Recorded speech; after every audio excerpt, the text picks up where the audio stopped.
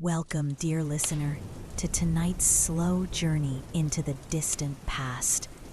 As the sound of crackling fire and the calm rhythm of storytelling surround you, let your mind drift far away from the worries of the present.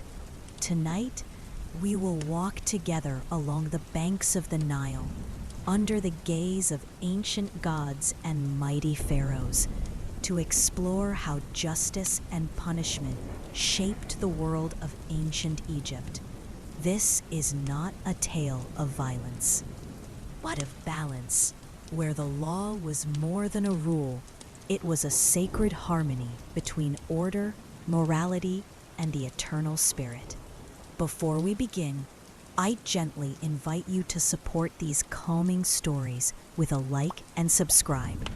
It helps keep these peaceful journeys alive so that each night you can return to history told slowly, softly, and with care. Now, let us step into the timeless silence of ancient Egypt. In ancient Egypt, law was not simply a human invention. It was believed to flow directly from the gods. The concept of Ma'at, the divine order of truth, balance, and harmony, guided not only the lives of kings, but also the lives of farmers, craftsmen, and scribes. To break the law was not merely to defy the ruler, but to disturb the balance of the cosmos itself.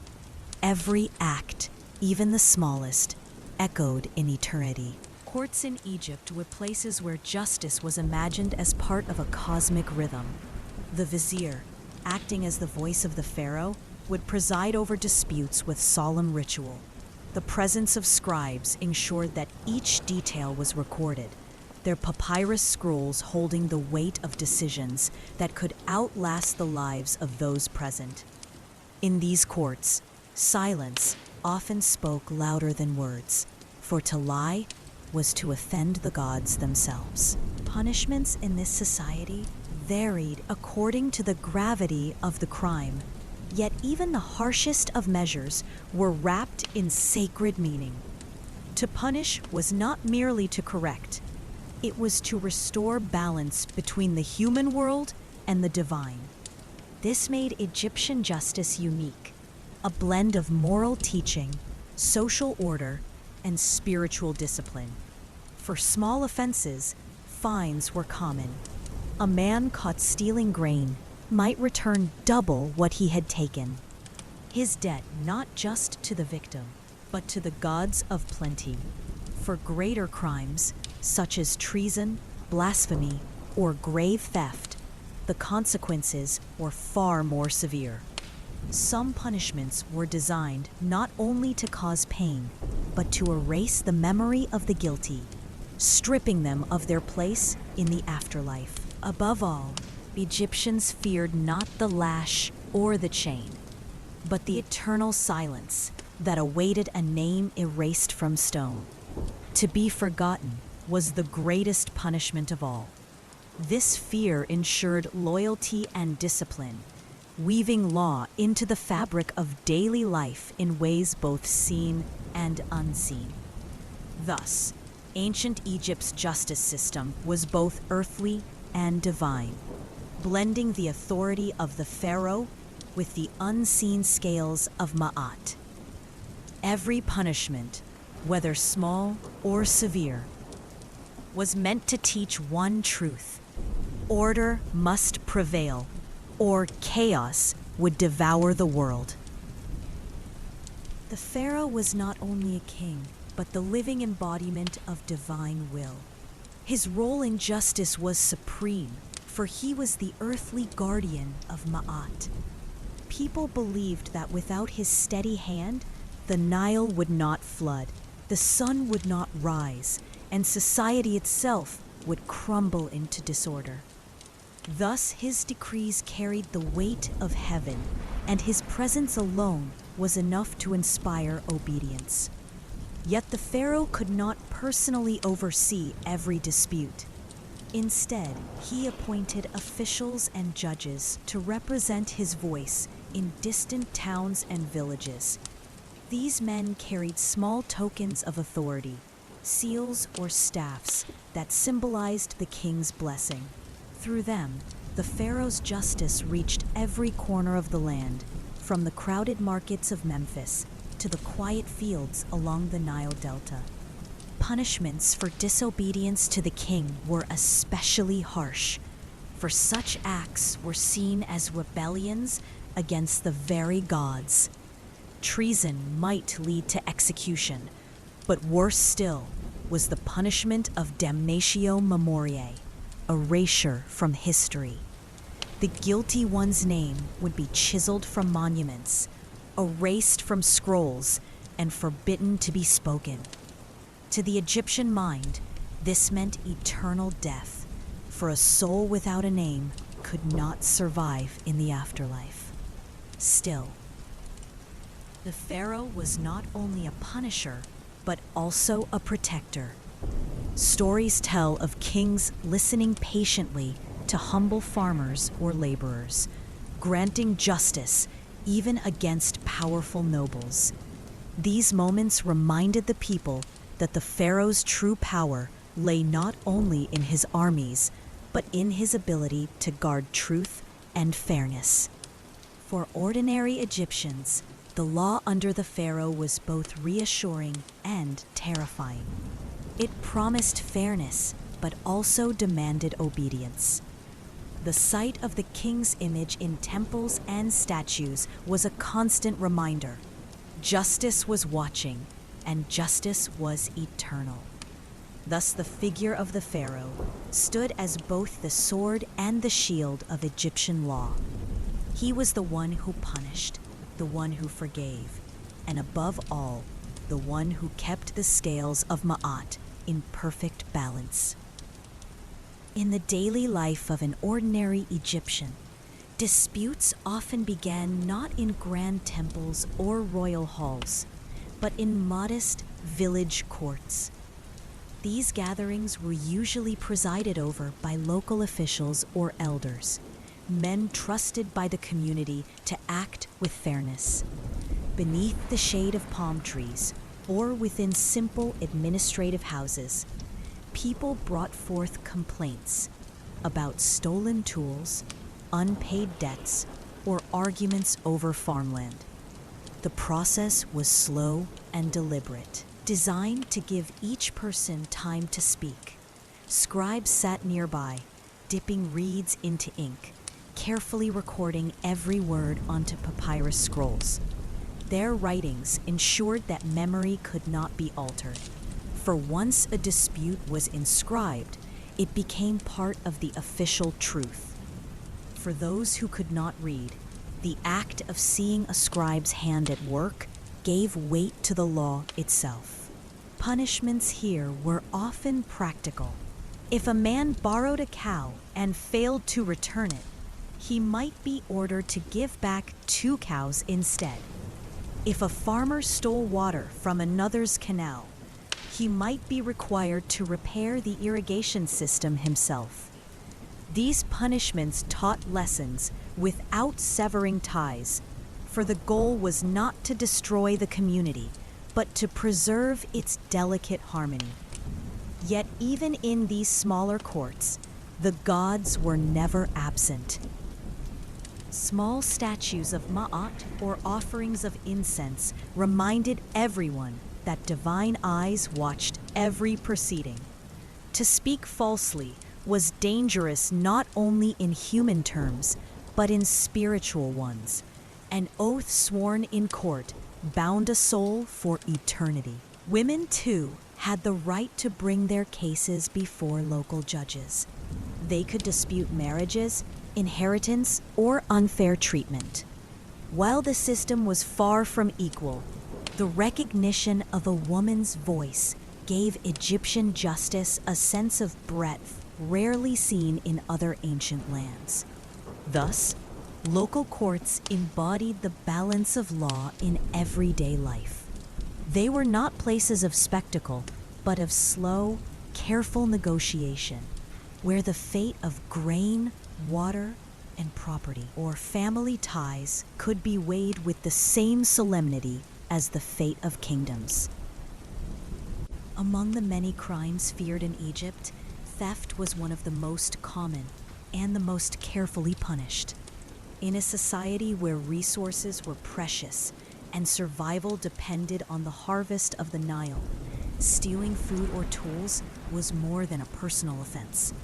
It was seen as a disruption of order, a crack in the fragile balance of Ma'at.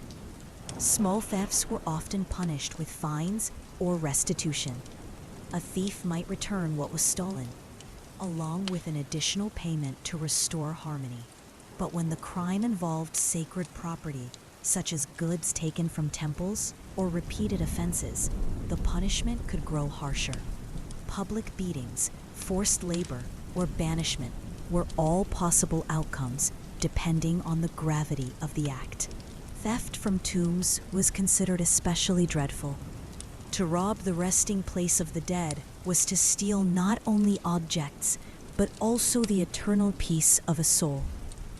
Those caught were punished severely, sometimes even with death.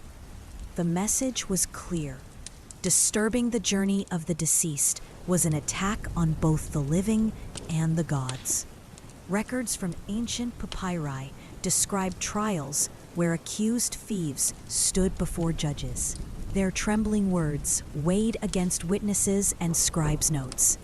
The process was deliberate, meant to expose deceit under the steady gaze of justice. Even so, mercy was not absent. Those who confessed might face lighter punishments, reflecting the Egyptian belief that truth itself was a path to redemption. In some cases, thieves were marked publicly, their reputations forever tied to their crimes. For in Egypt, shame could be as heavy a punishment as the lash. A man known as a thief might find himself shunned, his name whispered with distrust in every marketplace. Thus, theft in ancient Egypt carried consequences far beyond the moment of the crime. Each act threatened the stability of families, communities, and even the sacred bond with the gods. To steal was to place oneself outside the harmony of Ma'at, and punishment was the long, careful hand that tried to draw the offender back or erase him from memory entirely. In ancient Egypt, justice did not belong only to temples and courts. It began within the walls of the household. Families were expected to mirror the larger order of Ma'at, with the father often serving as the authority figure and the mother as the keeper of harmony.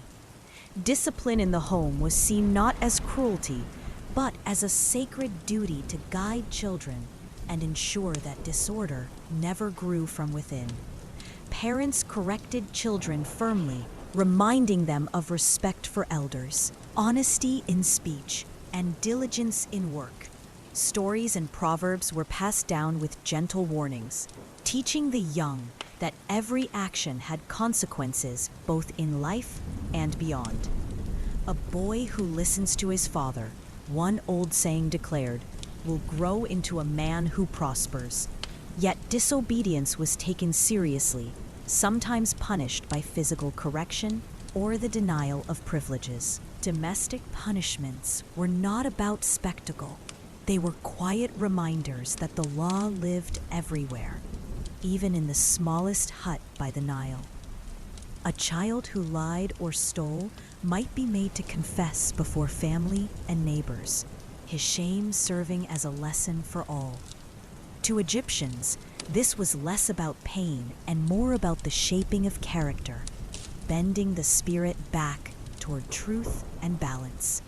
Within marriages, too, discipline played a role. Husbands and wives had legal rights to hold each other accountable. A wife mistreated without reason could bring her complaint before local courts, and contracts often protected her dowry and property. Domestic life was therefore a delicate balance of order and protection, with punishment acting as a safeguard rather than an endless threat. Even servants within the household were bound by these expectations. Disobedience or negligence could bring reprimand, fines, or dismissal. Yet loyalty was rewarded, and faithful service could elevate a servant's status, sometimes even granting them freedom and land. In this way, Egyptian families reflected the larger system of justice. Each home was a smaller temple of Ma'at, where discipline, fairness, and responsibility worked together to ensure harmony. What was true in the palace was also true in the humble village dwelling. Justice began at home. Beyond theft or violence, ancient Egypt took great care in punishing offenses against morality and social order. Lying, gossiping, or disrespecting elders were not treated lightly. Such acts were believed to corrode the invisible fabric of harmony, threatening the trust that held society together. To speak falsely, in particular, was seen as a deep wound against Ma'at herself, for truth was the foundation of all things. Those who bore false witness in court faced grave punishments. If discovered, a liar could be forced to suffer the very penalty that the accused would have endured. This practice served as a warning. Deceit did not escape unnoticed, and to twist the truth was to place one's own soul in danger. In a world where words carried sacred weight, a dishonest tongue was seen as more destructive than a thief's hand. Adultery, too, was considered a serious offense, for it disrupted the sanctity of family bonds. Punishments varied depending on social status, but could include divorce, loss of property, or public humiliation. For women, the risk was particularly severe, though men were also judged for betraying trust. In some accounts, lovers caught together might be beaten or even mutilated, serving as harsh reminders of the value placed on loyalty and purity. Public drunkenness or disruptive behavior was also condemned. To lose control of oneself in front of others was not simply shameful, it was an insult to the order of the community. Small fines or beatings might correct such behavior, but the true punishment was often social, a reputation stained, a name whispered with ridicule. Egyptians valued dignity and restraint, and those who abandoned these virtues found themselves on the margins of respect. Yet even within these punishments, there was a measure of forgiveness. Confession and repentance could soften outcomes, and priests often guided people back to balance through ritual cleansing or prayers. To the Egyptian mind, justice was not only about punishment, but about the chance to restore harmony and cleanse the stain of wrongdoing. Thus, moral offenses reveal how deeply the Egyptians valued truth, loyalty, and dignity. Their punishments remind us that justice was not confined to crimes of survival, but extended into the realm of the spirit. To live rightly was to live in harmony with Maat, and to stray from that path was to risk both earthly shame and eternal silence. In ancient Egyptian belief, no punishment in this world was considered complete without acknowledging the one that awaited in the afterlife. For them, death was not an end, but the beginning of another journey, and judgment there was inevitable. The Egyptians imagined a grand hall, silent yet filled with unseen presence, where every soul would stand before the god Osiris. The heart of the person was placed on a scale, weighed against a feather, the feather of Ma'at, goddess of truth and justice. If the heart was lighter, the soul passed on to eternal peace. But if it was heavy with sin, The punishment was far greater than anything experienced in life. This belief shaped how people thought of justice in their daily lives. The fear of divine judgment often kept men and women from lying, stealing, or betraying trust. To the Egyptians, what the human eye could not see, the gods surely could. And so, the unseen punishment often felt more terrifying than public disgrace or physical pain. For the wrongdoer, the greatest dread was not prison or beating, but the possibility of being erased from eternity. Those judged unworthy in the afterlife faced a fate that was feared above all others: the devouring of the heart by Ammit, the hybrid creature with the body of a lion, the head of a crocodile, and the hindquarters of a hippopotamus. This act meant the complete destruction of the soul, leaving no chance for rebirth. It was a second death, permanent and merciless, and for the Egyptians, it was the ultimate punishment, worse than any suffering endured on earth. But this trial of the heart was not only a warning, it was also a comfort to the oppressed. If justice was not always fair in life, it would certainly be fair in death. The poor man cheated by the wealthy, or the servant beaten without cause, could still believe that Osiris would see all and weigh all. Justice in the afterlife was the final equalizer, where titles and riches could not tip the scale. Priests taught these beliefs carefully, repeating them through rituals, hymns, and sacred writings. By listening, people internalized the idea that morality was not simply about obeying rulers, but about preserving balance with the universe. To live according to Ma'at was to live in harmony, and to break it was to invite both earthly punishment and eternal loss. Thus, the fear of judgment after death became as strong as the punishments of this world. In a land where tombs and pyramids were built as bridges to eternity, punishment was never just about the body. It reached into the heart, the soul, and the everlasting. Every act, however small, left an imprint that no decree could erase. The scales of Osiris reminded them daily: nothing is ever hidden from truth.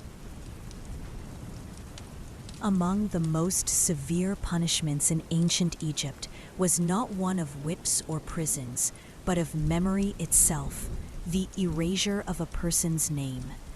To be remembered was to live, and to be forgotten was to vanish. Egyptians believed that as long as a name was spoken, the soul continued to exist in the afterlife. But to strike a name from stone, to chip it off monuments, to forbid it from being written, this was to condemn someone to a second death. Kings used this punishment on rivals, rebels, or disgraced officials. Scribes were ordered to scratch out names from inscriptions, leaving scars on walls where words once stood. Statues were broken, cartouches destroyed, and prayers that once called upon the dead were silenced. It was a punishment that reached across time, ensuring that future generations would not even know the person had lived.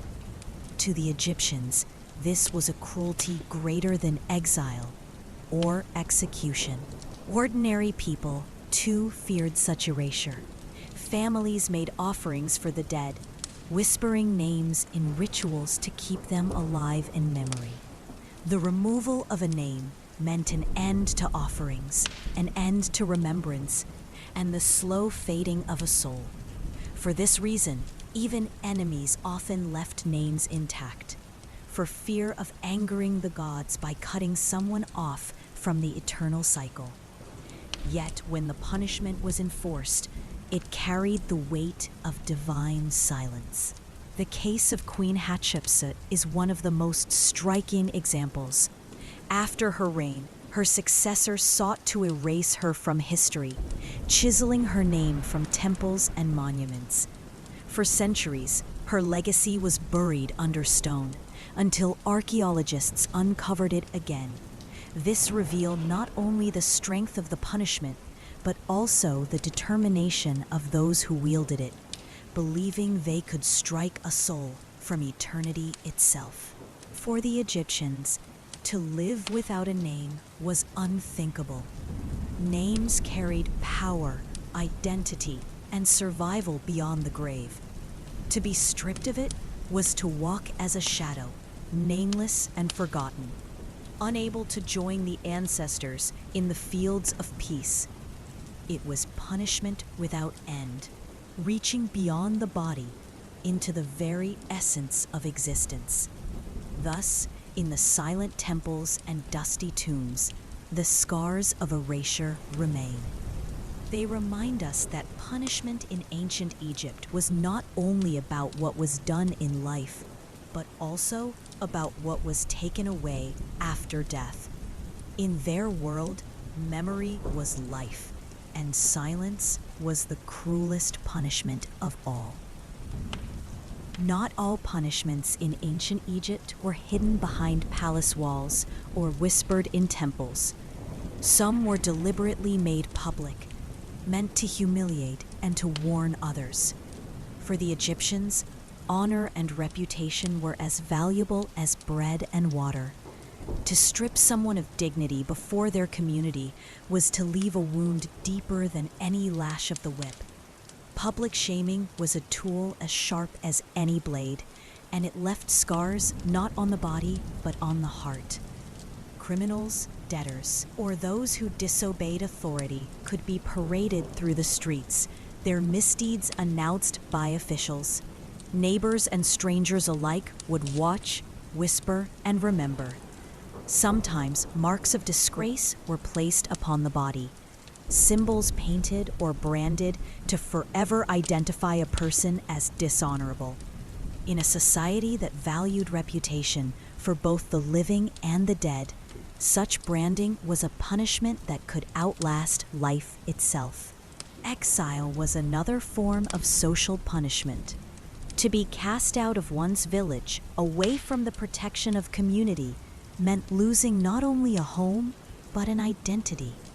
Exile was a slow punishment, lived day after day in loneliness. Some exiled never returned, fading from memory, their names unspoken. Just as erasure from stone denied the afterlife, exile denied the warmth of life among the living. For women and children, shame could be even more severe. A family might bear the dishonor of one person's crime, their names whispered in the markets, their futures clouded by association.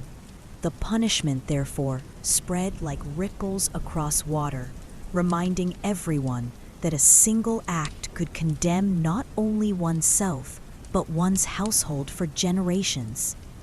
Public punishments were carefully staged. Officials knew that fear could control more than force. By showing a thief beaten in the square, or by stripping a corrupt scribe of his titles in front of his peers, the authorities spoke without words. This could happen to you. The punishment was not only for the guilty, but also for the innocent who watched and trembled. And so, Egyptian justice lived not only in courts or temples, but in the eyes of the community. To lose face, to be cast out, to be remembered in whispers of disgrace, these were punishments that reached into every corner of life. They were punishments that no tomb, no offering, and no prayer could erase. When we step back and look at punishments in ancient Egypt, we see more than laws or penalties. We see a civilization that believed deeply in balance, in ma'at, the principle of truth, justice, and harmony.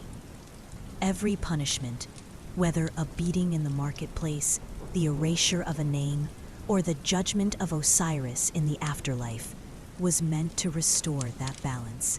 Wrongdoing was not simply a matter of crime, it was a disruption of order, a crack in the harmony between humans, gods, and the world itself.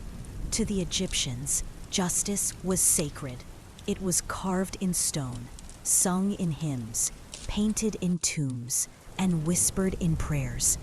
Punishment was not only for the guilty, it was for the living, to remind them of the order that held their world together. Fear, respect, and reverence were all threads woven into the same fabric, ensuring that society remains steady, like the Nile's eternal flow. And yet these punishments also reveal a society that struggled with the same questions we ask today. Was justice equal for all? Did the poor and the weak suffer more than the powerful? Were mistakes forgiven, or did punishment always reach beyond the grave? The Egyptians answered in their own way, through rituals and laws, through whips and silence, through scales and feathers. The tombs and temples that remain tell us that they feared not only earthly pain, but also eternal consequence. Their punishments were designed to touch every part of existence: the body, the reputation, the memory, and the soul. No corner of life and no step into death was free from the reach of justice.